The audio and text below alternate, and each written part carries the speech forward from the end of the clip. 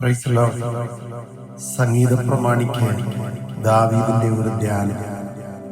ഏദോമ്യനായ ദോവേഗ് ചെന്ന് ശൗലിനോട് ദാവീദ് അഹീമേലെക്കിന്റെ വീട്ടിൽ വന്നിരുന്നു എന്ന് അറിയിച്ചപ്പോൾ ചമച്ചത് 52-ാം സങ്കീർത്തനം.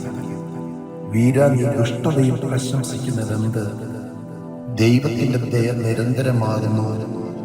ചതിവ് ചെയ്യുന്നവനെ മൂർച്ചയുള്ള ക്ഷൗരക്കത്തി പോലെ നിന്റെ നാവ് ദുഷ്ടത പറഞ്ഞുണ്ടാക്കുന്നു.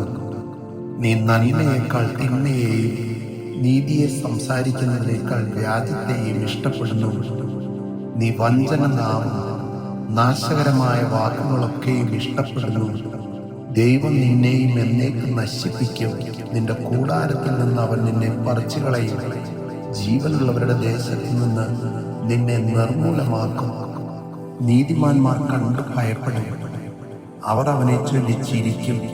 ദൈവത്തെ തന്റെ ശരണമാക്കാതെ തന്റെ ദ്രവ്യ സമൃദ്ധിയിൽ ആശ്രയിക്കുകയും ദുഷ്ടതയിൽ തന്നെത്താൻ ഉറപ്പിക്കുകയും ചെയ്ത മനുഷ്യൻ അതാ എന്ന് പറയും. ഞാനോ ദൈവത്തിന്റെ ആലയത്തിന്റെ തഴച്ചിരിക്കുന്ന ഒലിവ് വൃക്ഷം പോലെയാകുന്നു. ഞാൻ ദൈവത്തിന്റെ ദയയിൽ എന്നും എന്നേക്കും ആശ്രയിക്കുന്നു. നീ അത് ചെയ്തിരിക്കൊണ്ട് ഞാൻ നിനക്ക് എന്നും സ്തോത്രം ചെയ്യും. ഞാൻ നിന്റെ നാമത്തിൽ പ്രത്യാശ വയ്ക്കും. നിന്റെ ഭക്തന്മാരുടെ മുമ്പാകെ അത് നല്ലതല്ലോ. ആമേൻ.